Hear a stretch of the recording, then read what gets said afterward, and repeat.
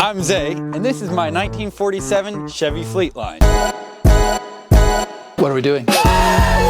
We're gonna cut the exhaust off. Not as far as I know. And we might have flooded the engine? We just got it running. What's up, everyone? Welcome back to Stance Brothers. I saw this beautiful beast sitting on a trailer in the woods. So I thought, that looks nice. I wonder if it's for sale. So I found the owner, and he said, I bought it to restore it, but my back is bad and my hips are bad, so I no longer can restore it. so I asked him if he wanted to sell it, and he said he would, that he needed to. Because it needed to have something done with it. I made him an offer, and I bought this car. The Chevy Fleetline was made from 1941 to 1952. So far, I've torn out all of the interior, fixed some holes in the floor, removed all the glass, and created more work for myself than I thought I was going to. This one has a 216 cubic inch inline six that made about 90 horsepower and got 13 miles to the gallon. Practically a race car. Well, it will be when we're done with it. We're gonna be swapping this inline six for this 4200 Vortec from a 2004 Chevy Trailblazer that makes 273 horsepower. But that's for another video, so make sure you subscribe and hit that notification button so you don't miss a single video. So, originally the plan was just to do the engine swap and throw a bigger engine in here, because who cares about 90 horsepower? But then I was like, what if we got this running? My dad was like, I'd probably help with that, so now he's here. All right, so this is our freshly rebuilt starter. We're gonna be reinstalling it as well as making sure that the flywheel is clean, free of debris and rust. So this is the case that covers the bottom of the flywheel. Look how much junk is in it, and it has a hole in it. Not good. All right, we got the starter wires and the positive battery cable snugged down on the starter. Now the battery tray needs to go in the car. It's very beautiful, very rusty, 77 years old. Your mom. The original bolts were so rusty that we decided to just put some different ones in. It's our negative battery cable. We're just getting it cleaned up. This is made out of, it looks like braided brass wire. Someone who actually knows what's this made out of. The battery's going in. Yeah, it's giving us, what was it? 1.3 volts. Anybody have a battery charger? We need to get one ASAP. Would Advanced Auto have one for rent? They have them for 45 bucks, I believe, at Harbor Freight. I just ran and grabbed one of those. We are lubricating the generator. Needs to be on the back like this probably. What I'm doing right now is I'm getting the generator hooked up, working on the tensioner arm, as well as getting the belt aligned. We'll make sure the fuel system is good. That's kind of the next order of events before we get this thing hopefully running in probably 45 years. 20 years. 45. 20. We're trying to charge the battery, and our battery charger has aborted the charge and says that it's a bad battery. Do you guys see that bulge on the battery there? Is that healthy? We need to know. Probably not okay. Afternoon, David. This is Ben with Stance Brothers calling. I am needing a 6-volt battery. What happened? He didn't answer. How do you jumpstart a 6-volt vehicle? Like, all the vehicles now are running on 12 volts. So can I hook up a 12-volt vehicle to this 6-volt system and jump it? We're trying to pull a spark plug out of here just to see what they look like. I don't know what I'm looking at. Yeah, it looks a little black and gummy. We're just gonna clean these spark plugs up with wire brush and some carb cleaner. It doesn't seem like there's any damage, and we'll just re-gap them. So I start digging through parts that I bought a year ago. Turns out we have brand new spark plugs and brand new spark plug wires. So, wait, I'm not supposed to say so, right? So like, the battery that we had ended up being bad for some reason. So we went and grabbed a new one. We're about to throw it in here, connect it, make sure we have spark at this sparkulator thing, throw something flammable in it and see if it'll fire. I am connecting the ignition coil. It's a part of the thing that makes spark happen. Cause he always says the positive. Positive first or ground first? I had always thought ground first, but Pa just explained it a little bit to me, so now I would say positive first. Ground or positive first? Positive first, then ground. The body is always gonna be grounded. If you're negative battery cable is laying off to the side. It's always touching some part of the body. That way you hook up the positive first so you don't get an electrical connection. Ground or positive first? Always put the positive first, ground second. Ground or positive first? I'm doing them both at the same time. All right, we got the battery connected. We've got all the wires hooked up to the ignition. We're not trying to start it right now because the fuel line is not hooked up. We're simply trying to see, will the old points and old condenser give us spark when we rotate the engine over. We're gonna turn the ignition on and see if there's any fire. Because with all this old wiring and all the mice that have been here, you never know what's gonna happen. We're trying to make sure we have power coming from out of the battery, down here, up to this coil, and then down and out through here. When you turn it over, you should see a spark. Dude, there's dash lights. What about the horn? Yeah, go ahead, hit it. Stop. There wasn't spark that time. Stop. By the way, do not ever leave the key on in here. You can burn up your points, condenser, and all that. Cool. I am looking for a spark. Putting the voltmeter on right now just to see. 6.3 volts to the coil.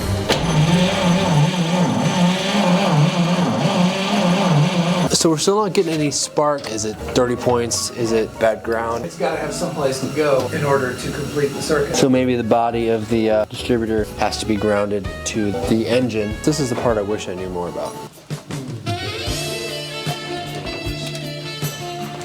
I'm just gonna take this cap and rotor, put it back on the distributor, connect it down, and we're gonna actually pull the #1 spark plug here and just see if we can get it to spark with the ground against the body. If we're not doing everything we're supposed to be doing down here at the base of the distributor, we'll try to see if we can get it to happen up here. Turn the slide out, please.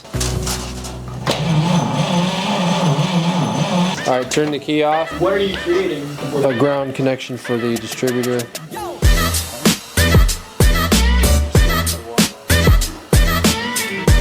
When you have a second child, you realize how perfect the second children are and you just want to have more. That's what happened with my parents. Nothing. And this is the part where I wish my dad was here. Tell me about the points. How many wires does the points have? For an old condenser, you could put this thing in there and 10 miles down the road the condenser goes bad. The points and the condenser were bad. Literally, they both said Delco Remy on it, and that's basically back from when this car was born. We went ahead, put the new parts on there. We're gonna set the gap on the points, then we're gonna put the distributor back together and try it again, see what happens. Ah, there. That even holds the wire out of the way. Ignition on. Go. Yes, we got it! Yes! Let's go! All right, do it one more time. Perfect! All right, so we turned the motor over. We got the new points and condenser installed. Verified that we now have spark. And it's sparking on the #1 cylinder where we had the spark tester in line. Now we're just gonna dump a little bit of fuel down the gap, as they say, and see if we get fire off for the first time in 35, 45, 156 years. Way too much. Perfect. That was trying to start. Pull and soak off. The line connected or not? Half choke. Try it again. Stop. It's Something smoking from the starter. This line is getting warm. The red going up into this bundle is fairly warm, but I don't feel it hot anywhere else. Oh, that's the problem. It has a bug in it. A cockroach. He's alive, dude. Holy cow. Like, He was scared to death. That's quite funny. Full choke. I think it might be touching and shorting. It's not touching it. Does it have an engine-powered fuel pump? Yes, it does. Oops, right. Get it level. Isaiah, the accelerator pump works really well. Is that still hot? Yep, it's pretty warm. really hot? Did you get that on video? I got that. It hurt. The tab connection of this main line Yeah. is what's getting warm. So we tried to crank the engine for a while and we've drained the battery some, so we're gonna put it on a charger and let it recharge. And we might have flooded the engine, so give us some time for the fuel to evaporate off. Did you guys ever listen to Click and Clack, the Tappet brothers? Had a show on public radio where people would call in with car problems and they would diagnose them live on the radio. It was very entertaining. And they did marriage advice too.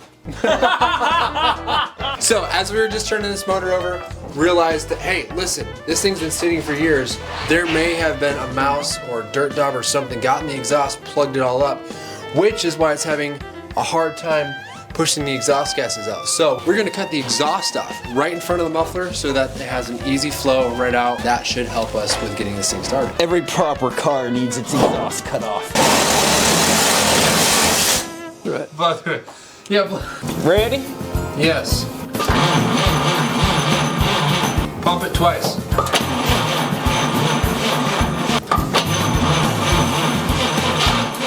Hey. Stop. Half choke. Half choke.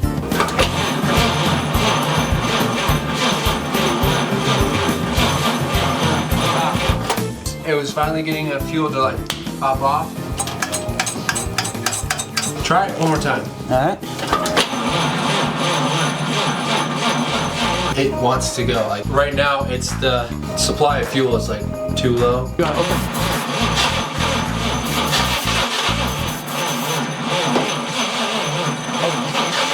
Maybe have your choke open. Try it.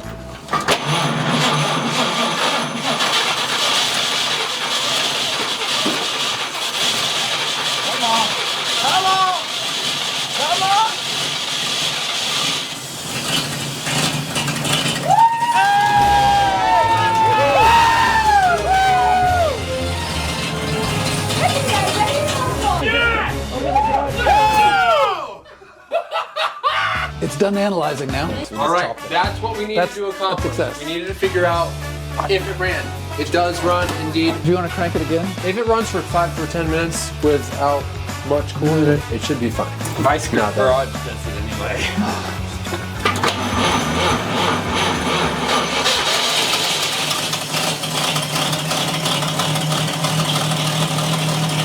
That sounds good. Dude, that runs good! Woo! That is smooth, boy. That Go! sounds Turn it back good. on. Yeah, turn it back on. Let's go! Right on. Don't run out. I'm out here.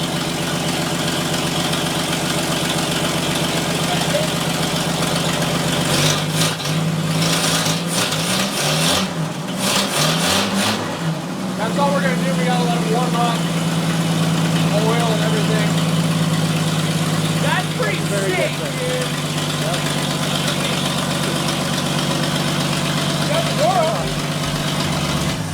Let's go, dude. And we'll have to figure out a gas tank and brakes and wheels and tires, and then we'll make it look decent. Yeah. We can like refurbish this and sell it as a running motor. And I don't know if there's anybody who wants it, but I mean, we'll probably check that out. Like, drop in the comments below if you would buy this engine. Obviously, once we get done with it, it's gonna run even better. The guy we got this from didn't even hear it run, right?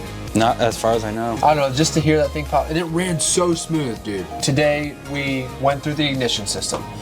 We put new plugs, new wires, new cap, new rotor, new points, new condenser, new ignition coil. Put a new starter, well, a rebuilt starter and rebuilt generator on it. Got a new battery for it as well, because the other one died apparently. So next step after this is go through the fuel system to make sure that the tank is clean, the lines are clean, the new pump is gonna pump well up to the carburetor, and that way it should be able to run under its own power. After that, it's just getting the interior put back together. As well as brakes. Slightly important. Life doesn't stop, so why should you?